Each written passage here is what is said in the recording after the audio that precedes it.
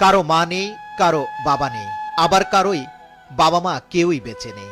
তেমনি স্বজন পরিজনও নেই খোঁজ নেবার।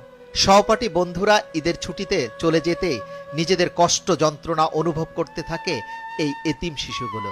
কোনো সান্ত্বনা মনে বোধ মানে না, ভেঙে পড়ে কান্নায়। সারা বছর তারা কাঁদে না, শুধু ঈদ ঘিরেই বাঁধ ভাঙা চোখের পানিতে বুক ভাসে তাদের।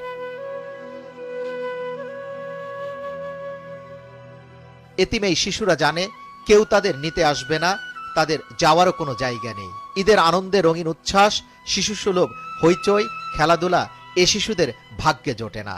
পরিবার ছাড়া ঈদের আনন্দের সার্থকতাই বা কোথায়?